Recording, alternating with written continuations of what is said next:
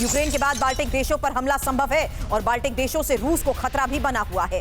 Baltic के 3 देश NATO के सदस्य किस तरीके से रूस के निशाने पर आ सकते हैं, इसको लेकर फिलहाल क्या बड़ी खबर है और बाल्टिक के 3 देशों पर हमले की संभावनाएं कैसे बढ़ गई है, डिटेल इंफॉर्मेशन आगे आपके सामने होगी, क्योंकि रूस का यह आक्रामक रुख कैसे बाल्टिक देशों के लिए और चिंता बढ़ा रहा है। तनाव की स्थिति में बाल्टिक देशों के ऊपर रूस का यह खतरा कैसे बना हुआ है, डिटेल इंफॉर्मेशन अब आपके सामने। क्योंकि बाल्टिक देशों के खिलाफ पुतिन की योजना को प्लान बी कहा जा रहा है। पुतिन का प्लान बी कितना विध्वंसक है, डिटेल जानकारी बाल्टिक देशों के खिलाफ पुतिन की उस रणनीति के बारे में जहां लातविया, एस्टोनिया और लिथुआनिया निशाने पर। बड़ी बात यह कि पुतिन की तीनों देशों पर कब्जे की रणनीति को लेकर बड़े दावे और कब्जे से अपनी सीमा सुरक्षित पुतिन करना चाहते हैं। बाल्टिक पर हमला कर नेटो पर चोट और बाल्टिक देशों पर हमले से महायुद्ध की आशंका। इस बीच आपको बता दें, नेटो की जवाबी कार्रवाई के लिए रूस की यह बहुत बड़ी तैयारी है।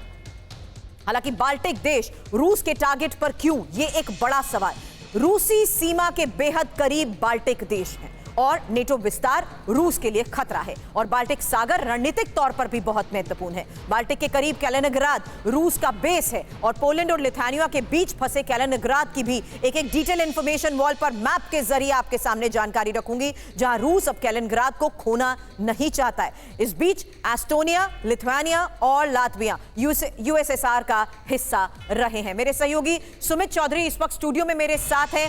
सुमित, बाल्टिक देशों की इस रणनीति में रूस की बेलारूस में की गई तैयारी, लेकिन अब खबर कैलिनिंग्राड कितना इंपॉर्टेंट और कितना क्रूशल है ये, क्योंकि जाहिर सी बात है रूस के लिए कैलिनिंग्राड भी स्ट्रैटेजिकली बहुत इंपॉर्टेंट लोकेशन है। देखिए, बिल्कुल आपने और मैंने ही थोड़े दिन पहले ये अपने दर्शकों को ये भी बताया था कि आखिरकार 64 किलोमीटर का जो पूरा एक कॉरिडोर है जो खासतौर पे बाल्टिक देशों को पोलैंड से जोड़ता है, रूस की पूरी स्ट्रैटेजी है कि बेलारूस की मदद से उस कॉरिडोर को अपने हाथ में ले ले। और अभी इंपॉर्टेंट क्या है कि रूस ये समझता है कि जैसे जैसे नेटो देश लगातार रूस पर दबाव बनाने की कोशिश करेंगे तो रूस एक बड़ा पोस्चर करेगा ऑफेंसिव ऑपरेशंस का, और वो होगा नेटो देशों को बाल्टिक स्टेट से पूरी तरीके से काट देना। इसी के लिए बेलारूस में ना सिर्फ उसने अपने सैन्य आप कह सकते हैं कि मोबिलाइजेशन की हुई है, यहां तक कि बेलारूस को न्यूक्लियर आप कह सकते हैं मिसाइल्स तक दी हुई हैं, ताकि अगर कोई बड़ा काउंटर ऑपरेशन करना हो, कोई बड़ा जवाब अगर नेटो देशों को देना हो तो निश्चित तौर पर वो बेलारूस की जमीन से ही दिया जा सकेगा। सुरभि, बड़ी बात आपने बताई है। हालांकि इस बारे में और डिटेल रखने से पहले एक बड़ी खबर, क्योंकि यूक्रेन के हमले में रूसी एयर डिफेंस सिस्टम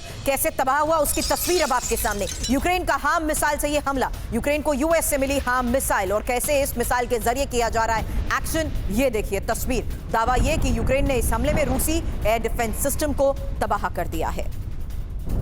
और यूक्रेन के हवाई हमले में रूसी टैंक कैसे तबाह हुआ, अगली तस्वीर। रूसी कब्जे वाले इलाकों में यूक्रेन की ड्रोन अटैक की यह तस्वीर सामने आई है। यूक्रेन की बमबारी में रूस को भारी नुकसान का दावा। अब रूसी सैन्य काफिले पर बड़े हमले को लेकर एक खबर, यूक्रेनी जवानों के हमले का यह वीडियो देखिए। यूक्रेनी जवानों के हमले में रूसी टैंक कैसे हुआ तबाह, ये और खेरसों में रूस को कड़ी चुनौती। एक और बड़ी खबर है रूसी फोर्स पर यूक्रेन के हमले को लेकर, जहां हवाई हमले में रूसी सैन्य काफिले को नुकसान पहुंचाया गया। हमले के बाद की वो तस्वीर जिसमें रूस के सैन्य काफिले में लगी आग की यह तस्वीर सामने आई। और एक और रूसी एयरबेस पर हमले का यूक्रेनी दावा, हमले में एयरबेस को भारी नुकसान। यूक्रेन बॉर्डर से 4000 किलोमीटर की दूरी पर हमला और रूस को $2 बिलियन के नुकसान का यूक्रेन का दावा। रूसी सैन्य ठिकाने पर ड्रोन अटैक की अगली तस्वीर आपके सामने होगी। ये रूस के बोरिस ग्लुब्स एयरबेस पर हमले को लेकर खबर है। रात में ड्रोन अटैक का ये वीडियो सामने आया, जहां रूस के वोरोनिज में यूक्रेन का ये ड्रोन हमला है।